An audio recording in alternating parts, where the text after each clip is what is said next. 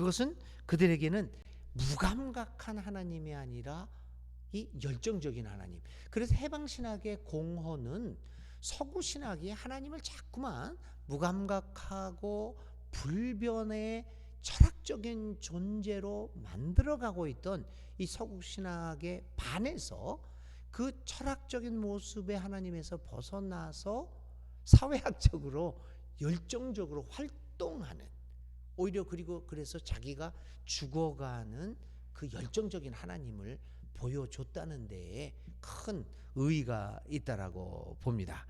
그래서 이 열정적인 하나님은 그 이제 어떻게 발전하게 되냐면, 그 열정적인 하나님에서 발견하는 하나님, 해방신학이 발견한 또 하나의 하나님은 분노하는 하나님입니다.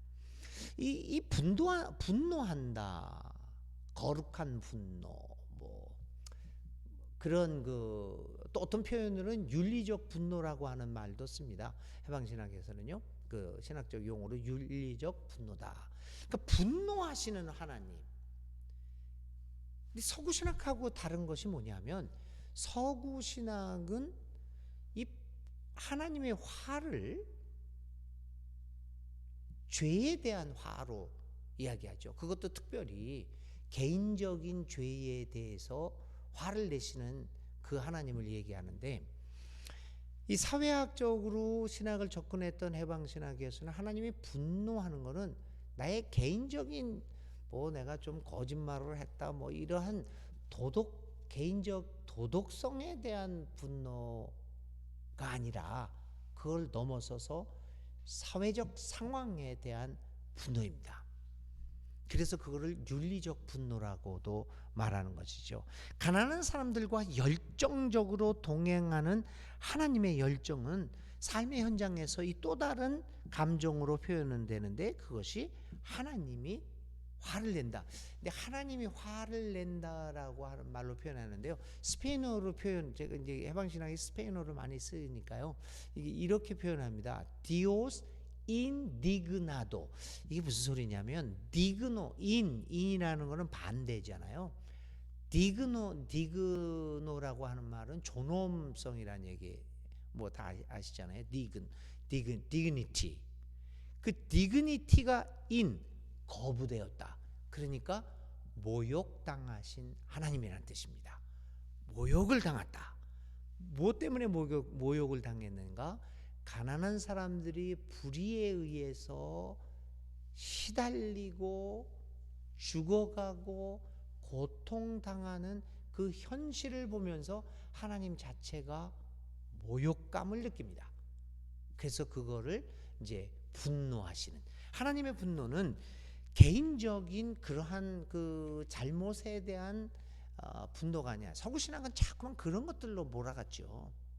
그래서 한국 교회에서도 계속 하나님이 심판하고 화를 내신다는 것은 당신 주의를 지키지 않고 거짓말을 하고 어쩌고 저쩌고 그런 그 개인적인 죄에 대한 하나님의 화를 많이 집중했는데, 해방신학은 그러한 것보다는 가난한 사람들의 삶의 현장에서 불의한 제도에 의해서 당하는 고통들, 고난들, 그걸 보시면서 하나님은 인디그나도, 모욕감을 느끼십니다.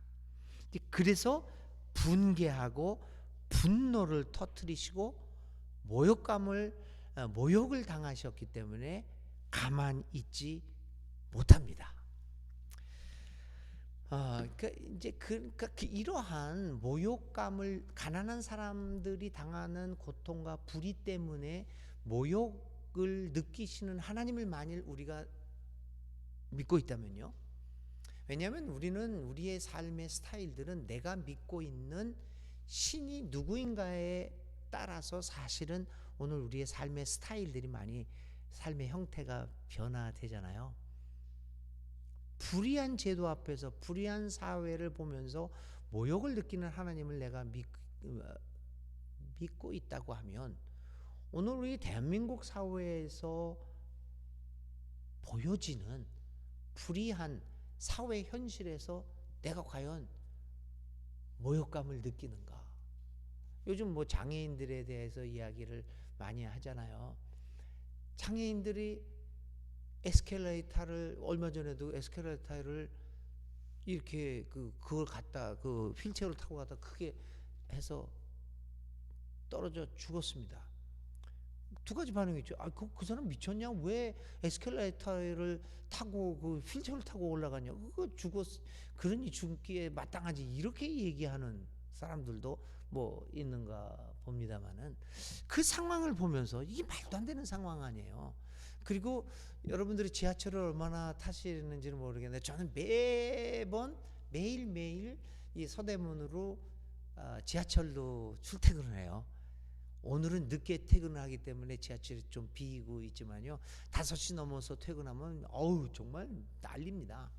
그런데 엘리베이터가 있어요. 한 번은요. 엘리베이터가 있는데 사람들이 줄을 서 있는 거죠. 나이 드신 분도 있고 뭐 사람들이 줄 서 있는데 휠체어를 탄 사람이 왔어요. 그래서 제가 어떻게 얘기했냐면 좀 길을 좀 비켜주십시다. 이분을 먼저 좀 태우도록 하십시다. 그랬더니 이 사람이 뭐라고 얘기했냐면 줄을 서야 된다는 거예요. 난 너무 화가 나더라고. 그래서 내가 그 할머니한테 뭐라 그러냐면 차분차분한 목소리로 할머니, 이 엘리베이터가 왜 지하철에 생긴 줄 아십니까? 장애인들이 20여 년 전에 죽어서 이 사람들이 우리 죽기 싫다라고 그래가지고 날 이렇게 외치고 그래가지고 이거 해준 겁니다. 그 덕을 우리가 보는 겁니다.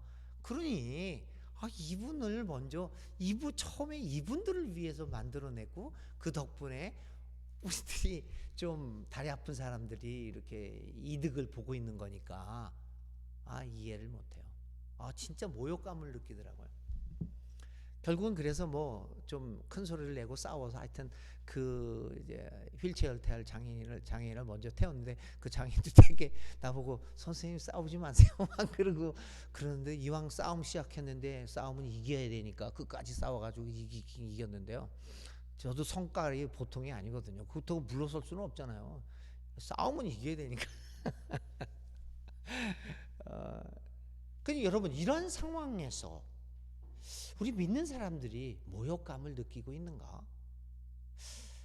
저는 한번 그 질문을 하고 싶습니다. 이런 사회적 불의 앞에서 우리 하나님은 모욕을 느끼세요. 해방신학이 발견한 하나님이 그거거든요. 그래서 해방신학자들이 그 하나님을 따르다 보니까 사실은 우리 그 해방신학자 그 신부들이 다 공부한 사람들이에요. 다 그냥 뭐 성당 주임 신부를 하면 먹고 사는데 지장이 없던 사람들이에요.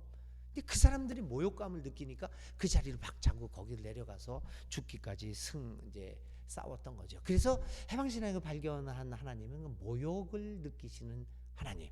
과연 오늘 우리가 어떤 하나님을 믿고 있느냐? 이러한 감정, 열정의 하나님, 모욕감을 느끼시는 해방신학이 발견한 하나님을 느끼고 그 하나님을 믿고 그 하나님을 따라서 살아간다고 하면 오늘 우리가 살아가는 사회가 굉장히 달라지지 않았을까? 우리가 믿는 서구신학에서 의해서 우리가 배웠던 하나님은 그 화를 내시는 하나님이지만 굉장히 개인적인 죄에 치중하는 하나님만 배웠어요. 그래서 어쩌면 우리 기독교인들이 도덕적인 인간이 됐는지는 모르겠어요. 개인적으로 그런가요? 근데 그렇지도 않은 것 같아요. 또 개인적으로도 하여간 이 해방신학이 발견한 이 모욕을 느끼시는 분노하시는 하나님의 모습을 한번 우리 생각하는 것도 굉장히 중요하다고 생각합니다. 또 이렇게 해서 이제 그 분노하시는 모욕감을 느끼시는 하나님에서 파생되는 하나님은 두 가지 하나님이십니다. 모욕감을 느끼니까 첫 번째 반응, 그 하나님은 어떤 반응을 하냐면 들어요. 왜냐하면 이 가난한 사람들에게 삶의 현장에서 워낙 어려워지고 하다 보니까 소리를 못 내잖아요. 그래서 우리 사회학에서도 요즘 그런 얘기들을 예전부터 많이 했잖아요. 이 가난한 사람들, 밑바닥에 있는 사람들이 말을 못하는 사람이 아니라 음을 소고당한 사람. 여러분들 다 지금 음소고 당했어요. 말해도 저한테 들리잖아요. 음소거를 당하셔가지고 다 보니까 거기에 음소거 당하셨네. 아 불쌍해. 그러니까 음소거를 당한 사람들이에요. 저는 라틴어에서 뭐 이거 다 뭐 불어나 불란서나 영어도 인판틸이라고 그러잖아요. 어린이들 인판, 앙팡, 불어로 앙팡 그러는데 그 뜻이 그거 아니에요. 인이라는 건 반대라는 뜻이고 아닌 노라는 뜻이고 팡트, 앙팡 할 때 이 인판트, 판트라는 게 말하다라는 뜻 아니에요. 그러니까 인팡, 앙팡 하면 말을 못하는 자기 소리를 못 내는 그거를 우리는 어린아이들을 자기 소리를 못 내니까 못 내든지 아니면 못 내게 만들었으니까 어린 게 뭘 한다고 떠들어가고 입 닥치고 있어. 옛날에 다 그랬거든요. 어린이들이 뭐라고 그러면은 깡팡 말을 못하고 음소거 당한 사람. 그러니까 음소거를 당한 밑바닥의 사람들에게 하나님은 어떻게 해야 돼요? 소리를 못 내니까 그 신은 들으시는 신이 되어야 되는 거죠. 소리를 안 내도 우리의 하나님은 열정적인 하나님, 모욕감을 느끼는 하나님은 들으시는 하나님, 우리에게 자꾸만 말하는 하나님이야. 서구의 하나님은, 서구 신학은 이 자꾸만 말을 했잖아요. 하나님은. 그래서 우리 개신교에서도 예배에서 가장 중요한 게 뭔가 하면 설교예요. 설교. 그것도 누가만 말해요. 예배에서 목사만 말을 하죠.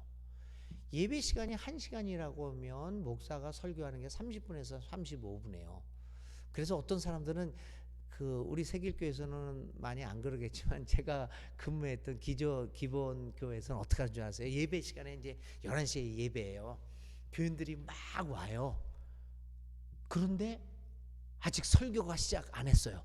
그럼 뭐라 그러냐면 어휴 예배 안 늦었네. 그렇게 얘기를 해요. 듣기만 하는 거죠. 교인들은 듣고 하나님은 말해요.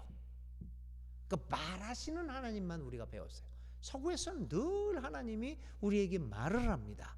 근데 해방신학은 어떤 하나님을 얘기하냐면 파를란트 말하는 하나님이 아니라 들으시는 하나님. 이게 여러분 아무것도 아닌 차이라고 아무것도 아닌 것 같지만 굉장한 차이를 가져오는 겁니다. 서구신학과 해방신학이 굉장히 획기적인 것을 발견한 게 그래서 들으시는 하나님. 사실 여러분들이 우리가 기도를 한다고 그러는데 이게 사실 우리가 기도할 것을 뭘 기도할지도 모르고 어떤 소리를 낼지도 모르는 경우가 많습니다. 근데 우리가 그래도 하나님을 믿고 살아갈 수 있는 용기를 얻는 것은 나의 호소를 말 못하는 나의 호소들을 하나님은 들으시는 하나님이다. 이게 서구신학에서 얘기했던 들으시는 하나님하고 이 해방신학이 얘기하는 들으시는 하나님은 좀 다르죠. 그래서 말씀하시는 하나님보다는 들으시는 하나님. 그렇기 때문에 사회에서 가장 아래층에 살고 있는 사람들이 그러한 뭐라 그럴까요? 그 하나님을 신뢰하고 거기서 들으시는 하나님이 있게 용기를 받을 수 있다. 그다음에 들으시는 하나님, 듣는 것으로 끝나는 것이 아니라 아파하시는, 그러니까 분노하시는 하나님. 자, 한번 차례로 보시면 열정의 하나님은 모욕감을 느끼시고 모욕감을 느끼시냐 보니까 음소거를 당한 사람의 소리를 들으시고요. 들으시다 보니까 어떻게 하시냐면 아파하시는, 말만 하는 하나님은 백성들과 아파하지는 않습니다. 어저께 국회에서 차별금지법 제정 촉구를 위한 비상시국 기자회견이 있었어요. 그래서 이제 각 사회계를 대표하는 8사람들이 나와서 이제 발언을 하는 시간이 있었습니다. 그 기자회견에. 그래서 저는 왜 저를 불렀는지는 잘 모르겠는데 하여튼 어떻게 해가지고 저를 개신교 대표로 이제 부르고 뭐 또 여러 사람이 나왔는데 그 중에 두 사람의 이야기가 굉장히 사람들의 심금을 울렸습니다. 8명이 나왔는데요.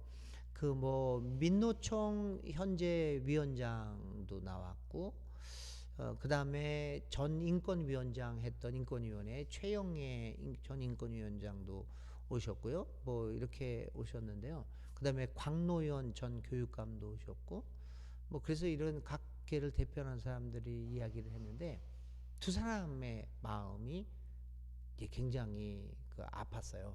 한 사람은 뭐냐면 일명 소주라고 하는 별명을 가지고 있어요.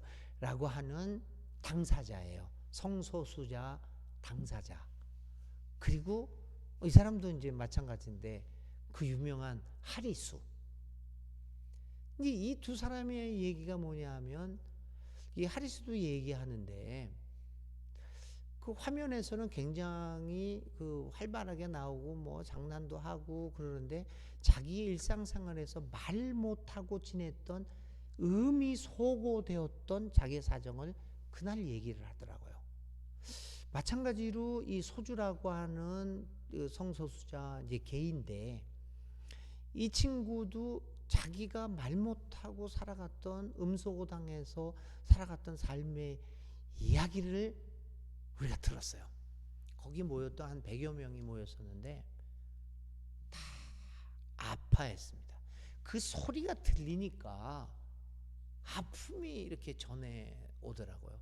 뭐 저희들은 저희들이 하는 얘기는 이론적으로는 뭐 굉장히 어떻게 보면 하리수가 얘기한 것보다도 더 이론적으로는 조리 있게 말을 했는지는 모르겠는데 과연 사람들의 마음을 울렸을까 이런 건 조금 의문이 생기죠.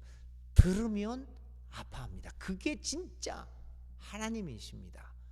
말만 하고 우리의 아픔을 아파하지 않는 하나님이라고 한다면 그것은 우리의 삶과 무슨 상관이 있는 하나님인가. 그래서 저는 하방신학을 통해서 만난 하나님이 더욱더 저는 옛날에 보수적인 교회 그 교리를 통해서 만났던 하나님하고는 차이가 엄청날 정도로 저에게는 가까운 하나님이 되어버렸습니다.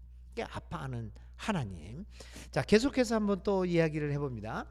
그런 하나님이 그런 이제 아파하는 하나님은 아까도 말씀드렸지만 참여의 하나님으로 이제 그 발전하게 되는 거죠. 참여하는데 어떻게 참여하느냐 하는 겁니다. 편파적으로 참여하는 하나님. 해방신학에서 굉장히 중요한 하나님 개념 중에서 뭐냐 하면 partial God. 그러니까 partial. 이게 한쪽으로 치우친. 이거 얘기할 때마다 정말 그 기존 교인들한테 굉장히 미안한 마음을 많이 갖게 되는데 하나님의 공평을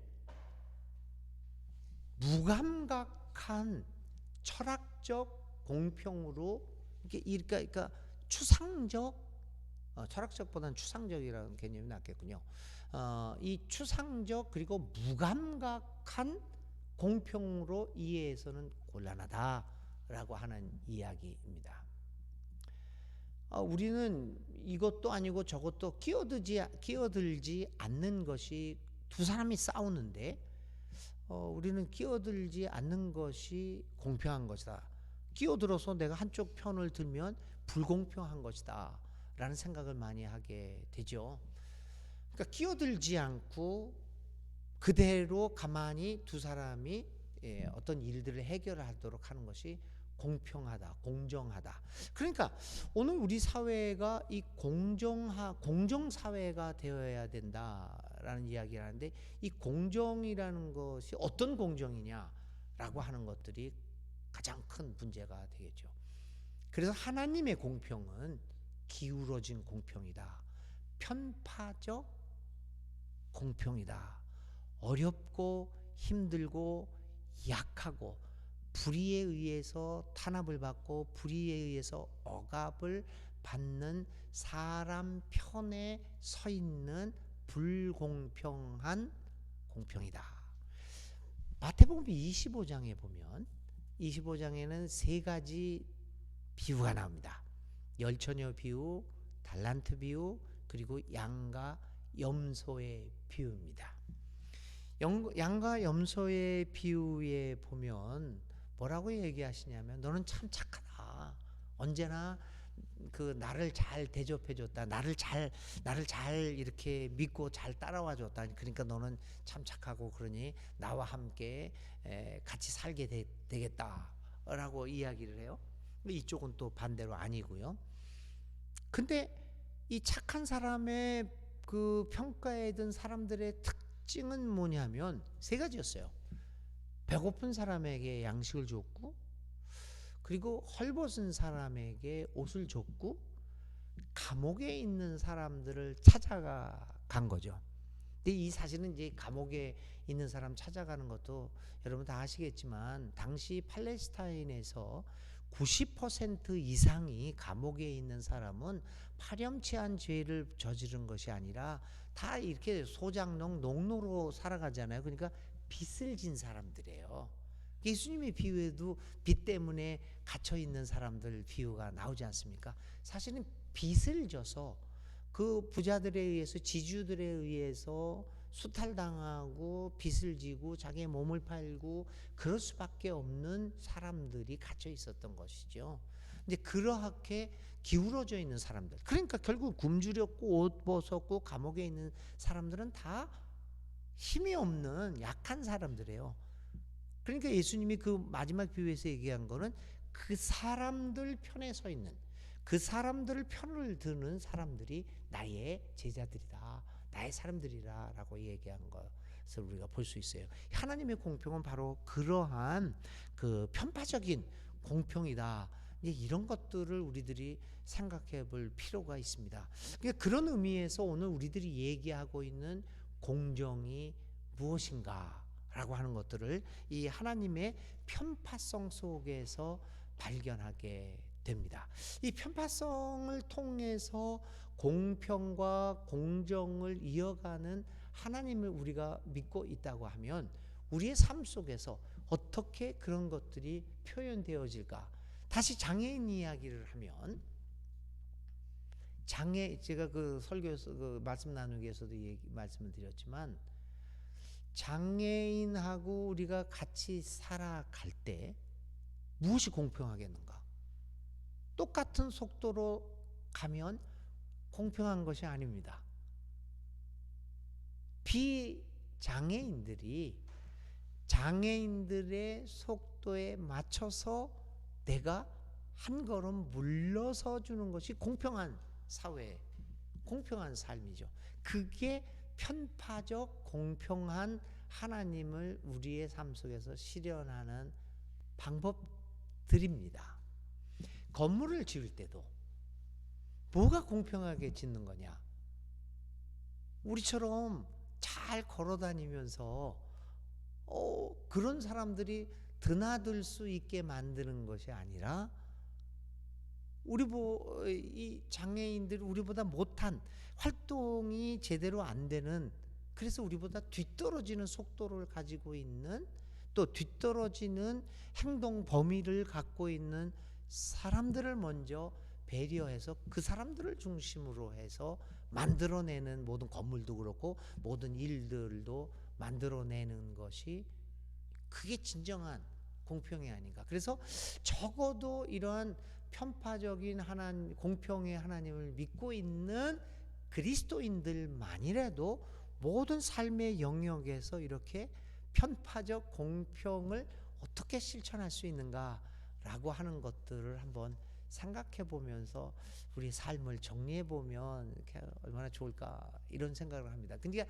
우리 교회들이 그러한 편파적인 하나님을 좀 이렇게 좀 만들어 나가야겠다라고 하는 것들이 되겠습니다.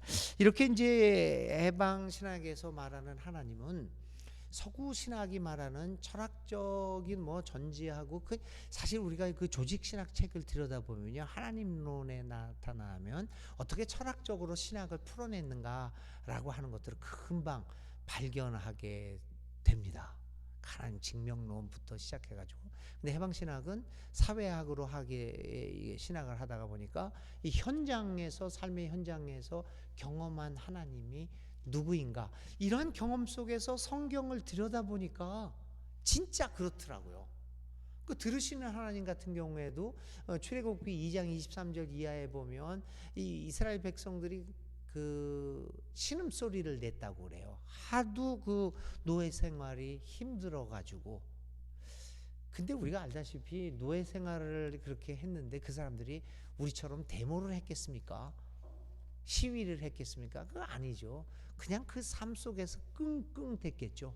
근데 그 출애굽기 2장 그 20 몇 절, 23절 이하에 이렇게 보면 하나님이 직접 내려오서 그 백성들의 고통의 소리를 들으시고, 아, 이들을 해방시켜야겠다라고 하는 생각을 갖게 된 거죠. 그러니까 이처럼 해방신학이 현장에서 발견한 하나님을 우리는 똑같이 이제 사회에서, 성서에서 발견할 수가 있게 되었습니다.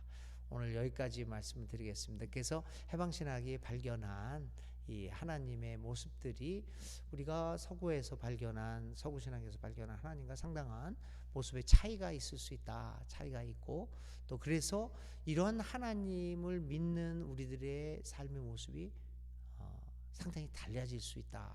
이런 말씀을 드리겠습니다. 자, 1시간 강의를 했고요. 한 10분, 15분, 20분 여러분들의 지난주에는 별로 이렇게 토론이 없었는데요. 같이 뭐 질문하실 거 있으면 하고, 또 코멘트 하실 거 있으시면 하고, 한번 좀 말씀을 좀 나눠보시죠. 이제 음소거 해제를 하셔도 되겠습니다. 자, 이제 우리 해방의 하나님을 배우셨으니까 다 음소거를 해제하고 음소거 당한 것으로부터 해방되십시오. 말을 해야 돼요.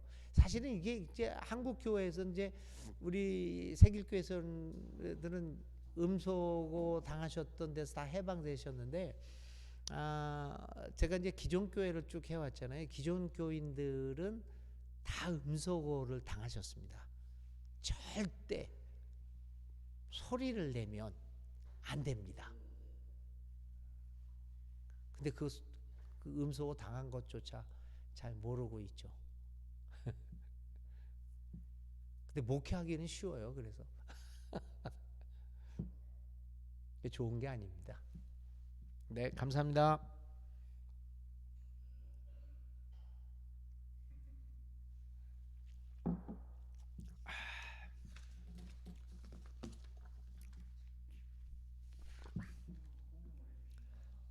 그 호명을 우리 이령 선생님 혹시 하나님에 대해서 말씀해 주실 거 있으시면.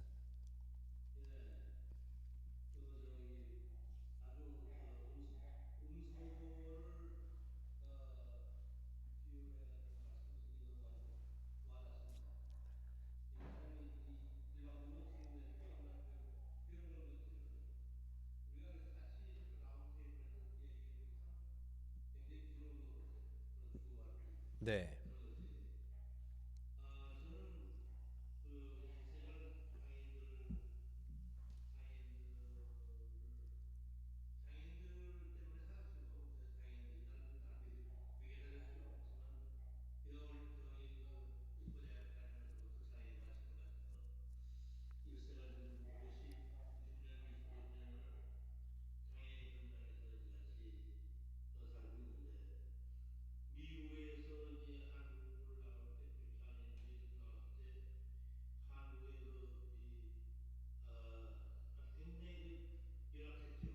네.